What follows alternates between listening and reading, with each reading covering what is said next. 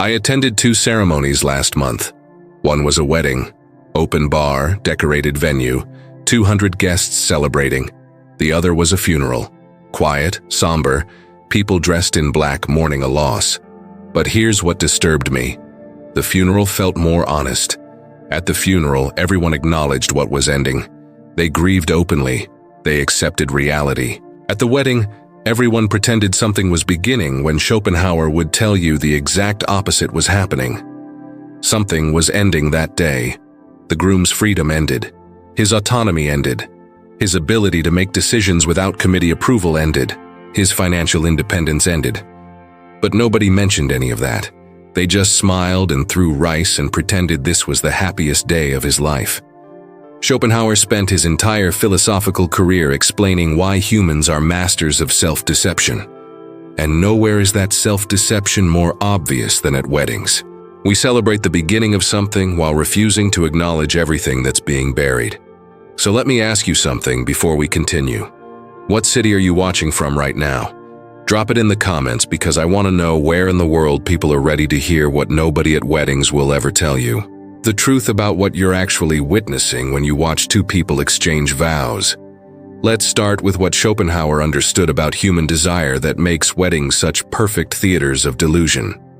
He believed humans are driven by what he called the will to live, this blind, irrational force that pushes us toward reproduction, regardless of whether it serves our happiness. Sexual attraction isn't about love. It's not about connection. It's nature using you as a vehicle for creating the next generation. Your feelings are irrelevant. Your happiness is irrelevant. The species needs to continue, so your brain floods you with chemicals that make you think this person is special, unique, your soulmate. But it's all biological programming. Schopenhauer called romantic love nature's trick, the cosmic joke played on humans to make them think they're choosing their destiny when really they're just following genetic instructions. Every wedding is the moment someone falls for that trick completely. They stand at an altar and declare eternal devotion based on temporary brain chemistry. They promise forever based on feelings that neuroscience tells us last about 18 months to 3 years maximum. They build legal, financial, and social structures, assuming the honeymoon phase is permanent reality. And everyone watching celebrates this obvious delusion. Think about the language used at weddings. Till death do us part, in sickness and in health, for richer or poorer. These aren't vows of love. These are vows of obligation. You're not promising to love someone, you're promising to stay regardless of whether you love them. You're contractually agreeing to remain even when the feelings that brought you there disappear.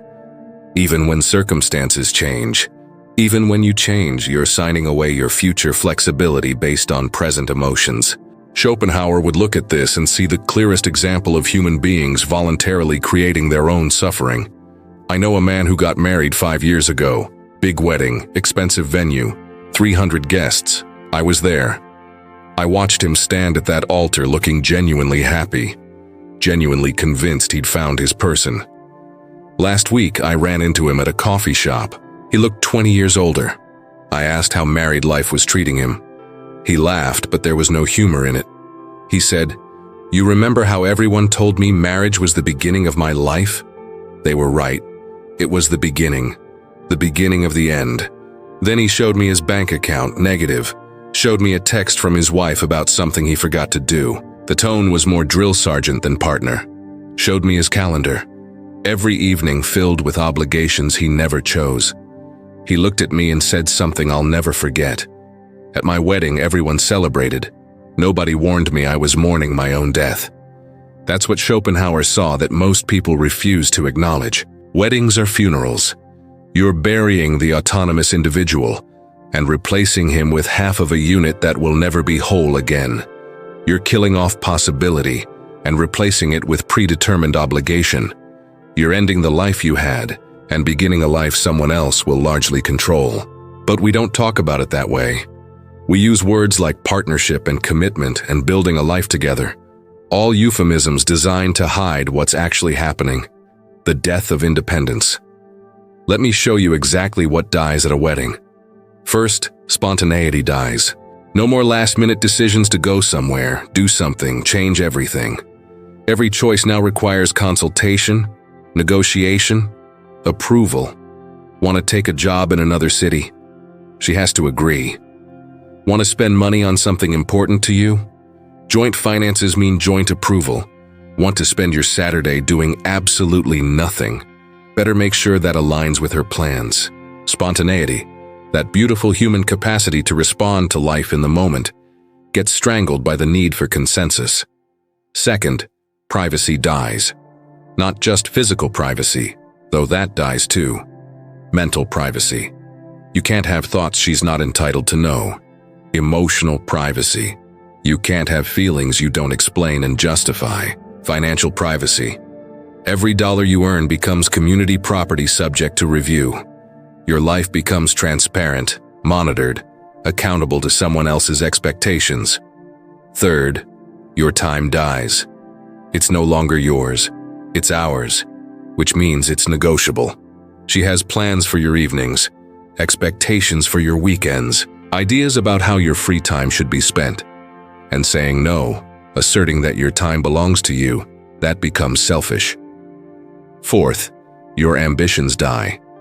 Not immediately, not dramatically, but slowly. Because ambitions require risk, and risk affects both of you now. So you play it safe, you take the secure job instead of the exciting opportunity. You maintain stability instead of pursuing growth. You sacrifice possibility for security because security is what the relationship demands. Fifth, and this is the one nobody wants to admit, your identity dies. Who you were before the wedding becomes who you were. Past tense, now you're a husband, that's your primary identity. Everything else becomes secondary. Your individual dreams, your personal goals, your authentic self, all of that gets absorbed into the couple identity. You're no longer you, you're half of we.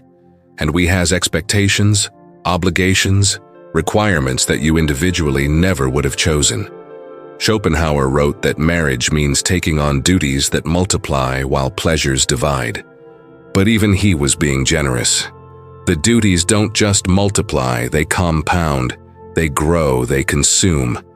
And the pleasures don't just divide, they disappear. Because pleasure requires freedom, and freedom is exactly what you're sacrificing at the altar.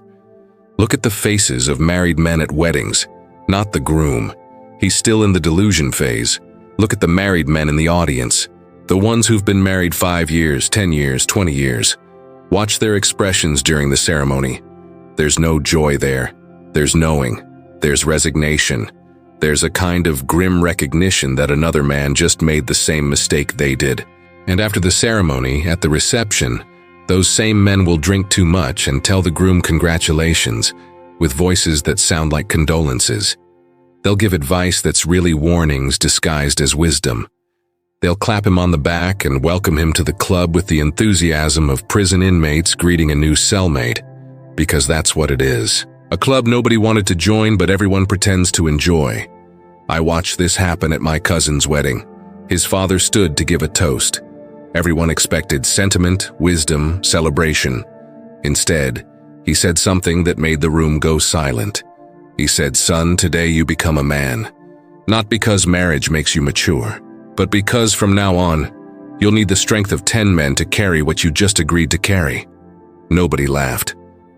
The room stayed quiet for a full 10 seconds before someone started clapping and broke the tension. But that moment, that silence, everyone knew what he meant. Everyone recognized the truth he accidentally spoke. Weddings are funerals, and marriage is the burial. Now let's talk about the specific elements of a wedding and what they actually symbolize when you understand what Schopenhauer understood about human nature. The white dress. Purity, tradition, new beginnings, right? Wrong. The white dress is a costume. It's the performance of innocence designed to obscure the contractual reality of what's happening. You're not celebrating purity. You're witnessing someone dress up as an idea that stopped being relevant the moment humans created divorce lawyers. The vows. Beautiful words about eternal love and commitment. But listen to what you're actually promising. You're promising to stay regardless of how you feel. You're promising to maintain the relationship even when maintaining it makes you miserable. You're promising forever based on right now. It's the most irrational contract humans willingly sign. The rings, symbols of eternal love, unbroken circles. But also, and this is what nobody mentions, symbols of binding, of constraint, of being held. You're literally putting a physical marker on your body that declares you're owned, taken, no longer available. The ring isn't just jewelry. It's a collar that society can see from across the room, the ceremony itself. Everyone standing, watching, bearing witness. Why? Because marriage isn't a private agreement between two people. It's a public declaration that creates social enforcement mechanisms. All those witnesses aren't there to celebrate. They're there to hold you accountable, to remind you later when things get hard that you made promises in front of everyone. The witnesses are your wardens, the reception, food, dancing, celebration. But watch who's paying. Usually the bride's family or the couple themselves, going into debt to throw a party celebrating the beginning of a financial merger that will likely end in bankruptcy. The reception is the last gasp of freedom disguised as celebration. The honeymoon, a brief escape before reality sets in. A vacation from the life you just committed to for the rest of your life. Even the structure admits that what you signed up for requires an immediate vacation from itself. Schopenhauer believed suffering is intrinsic to existence because desire is insatiable. You want something, you get it. The wanting disappears, but satisfaction never arrives because immediately you want something else. This is the human condition. Perpetual wanting with occasional brief pauses that we mistake for happiness. Marriage is the institutionalization of this suffering. You want companionship, you get married. But marriage doesn't end the wanting, it just changes what you want. Now you want freedom, want autonomy, want the life you had before. But you can't have it, so you suffer. And because you're locked in by legal contract, social pressure, and shared assets, you can't even escape the suffering. You just have to endure it. This is why Schopenhauer himself never married. He looked at the institution clearly and saw it for what it was, a trap that humans walk into willingly because biological programming and social pressure override rational analysis. He wrote that marrying means to have one's rights and double one's duties. But even that doesn't capture the full horror.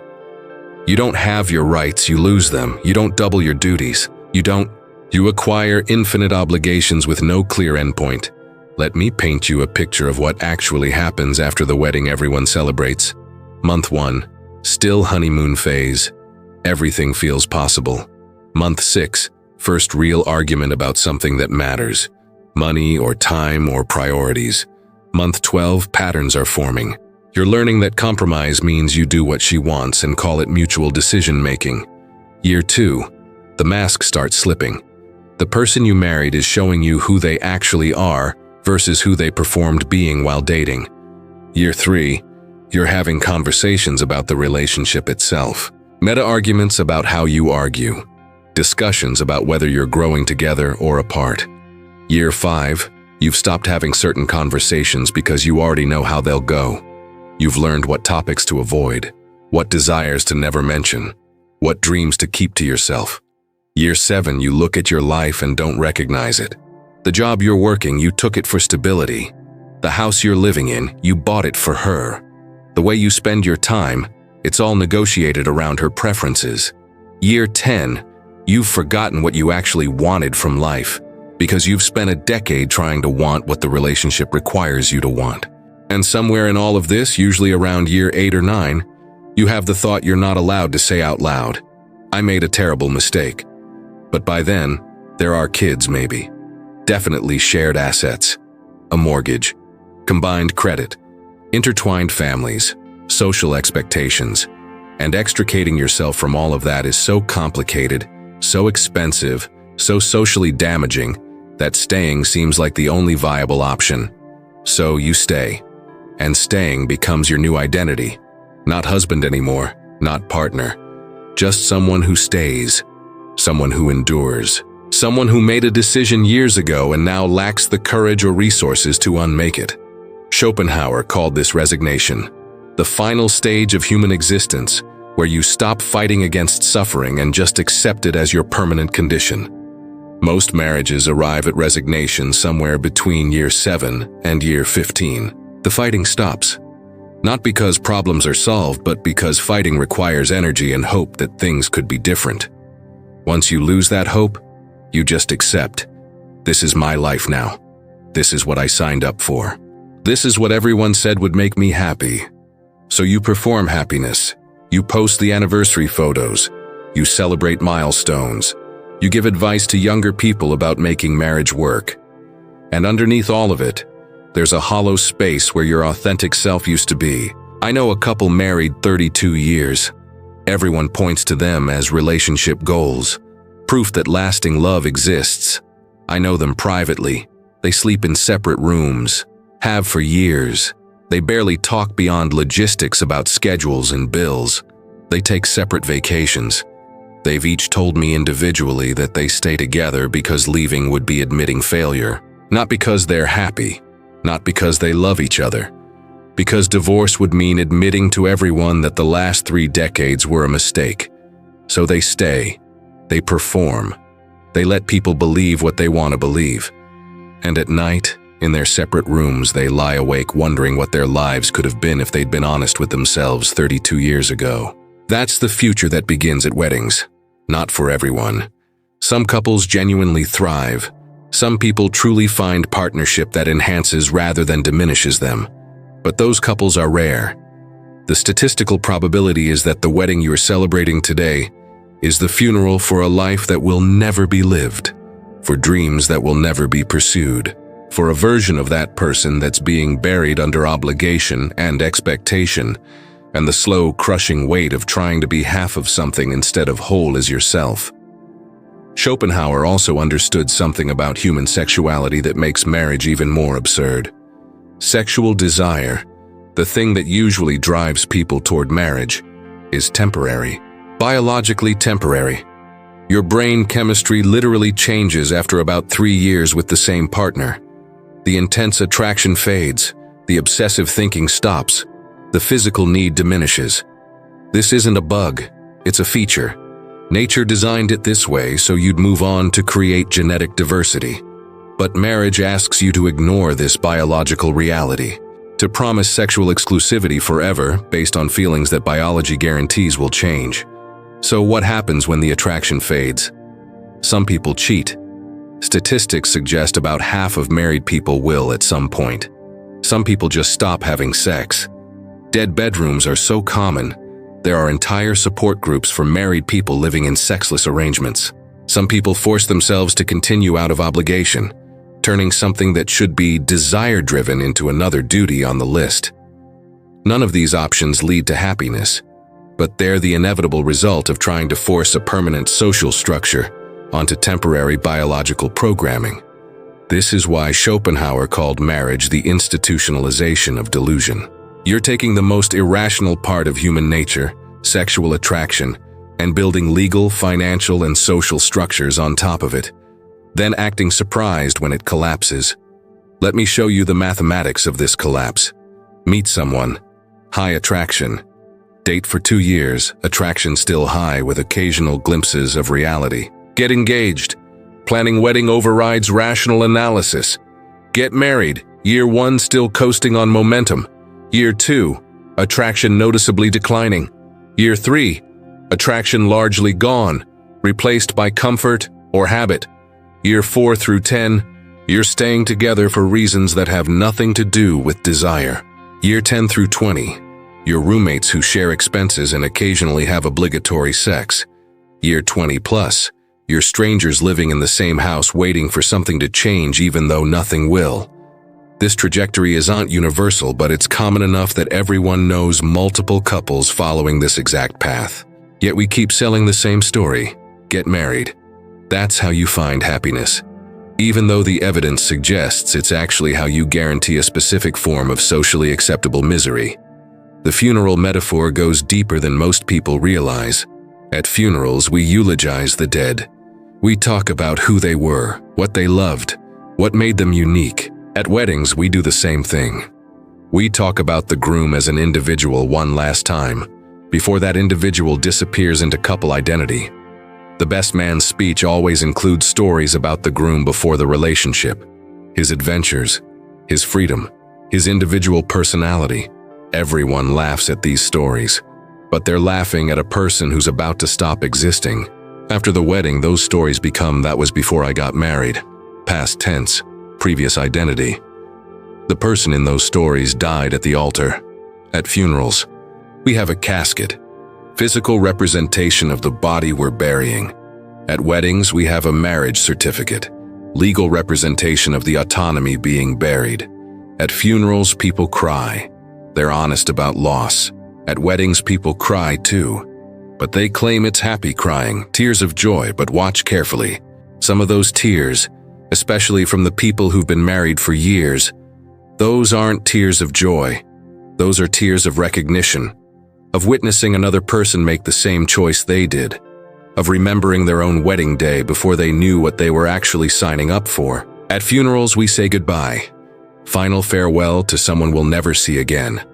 At weddings, we should say goodbye too. Goodbye to the autonomous man. Goodbye to the individual with unlimited possibility. Goodbye to the version of this person who could still change everything about his life with one decision. But we don't say goodbye. We say congratulations. We celebrate. We pretend this is a beginning when it's obviously an ending. Schopenhauer believed the greatest wisdom was recognizing life's suffering and choosing how to respond to it. Most people respond by creating distractions. Marriage is one of those distractions. It gives you something to focus on other than the fundamental emptiness of existence. Suddenly you have obligations, responsibilities, purposes. You're not just existing.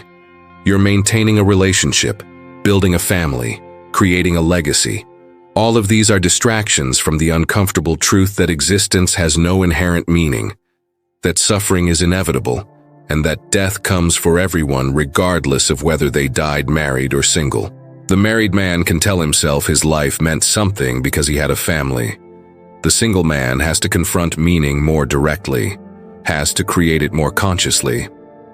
Schopenhauer himself found meaning in philosophy, in art, in intellectual pursuit. He didn't need marriage to give his life structure because he created structure through discipline and curiosity. But most people can't do that.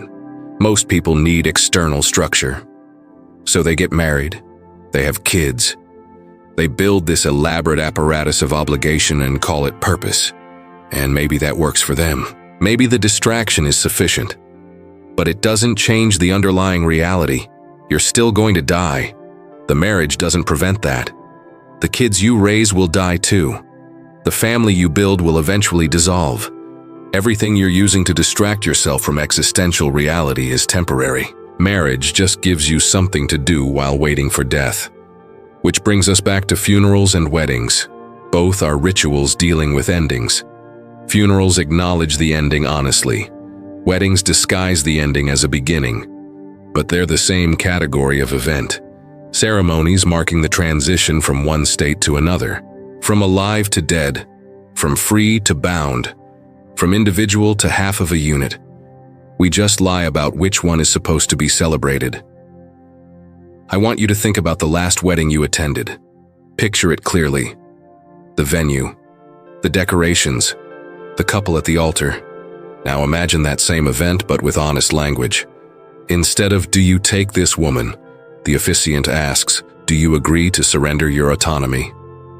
Instead of "For better or worse," the vows say whether you're happy or miserable, you're stuck. Instead of "I do," the groom says, "I accept my imprisonment." Instead of "You may kiss the bride," the officiant says, "You may begin your sentence." Instead of "Congratulations," guests say, "My condolences on your loss." Would anyone show up to that ceremony? Would anyone celebrate? Would the groom go through with it if the language matched the reality? This is what Schopenhauer meant by human self-deception. We create beautiful language, romantic rituals, and cultural celebrations to obscure what's actually happening. Because if we were honest about it, nobody would participate. The system only works if everyone agrees to maintain the illusion. This is why people get so angry when you point out these truths.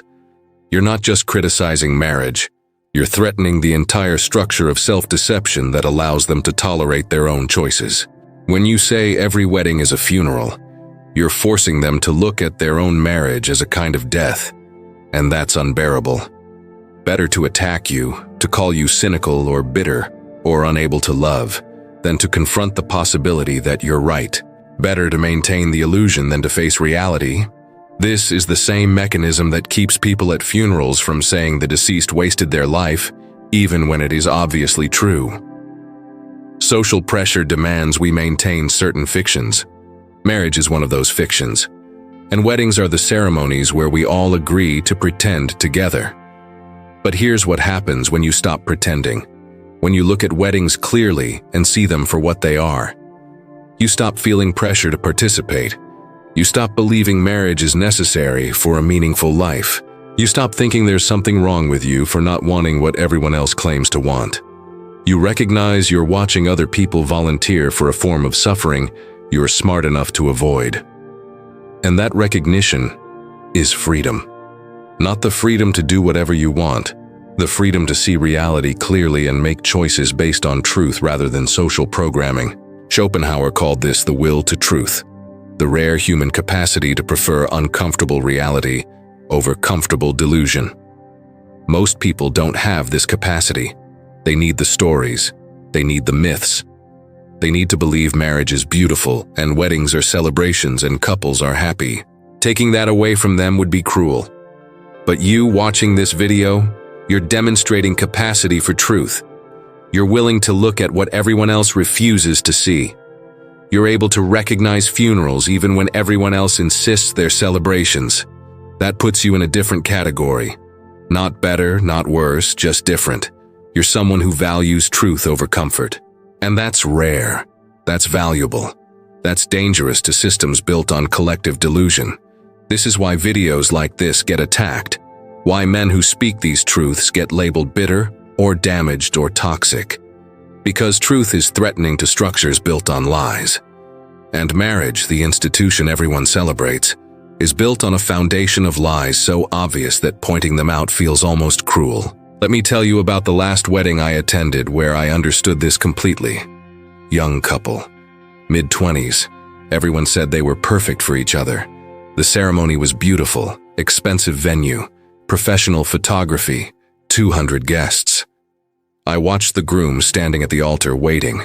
He looked genuinely happy, genuinely convinced this was the best decision of his life. And all I could think was, he has no idea. No idea that 5 years from now he'll be arguing about dishes. No idea that 10 years from now he'll be sleeping in a guest room after some argument about something that doesn't matter.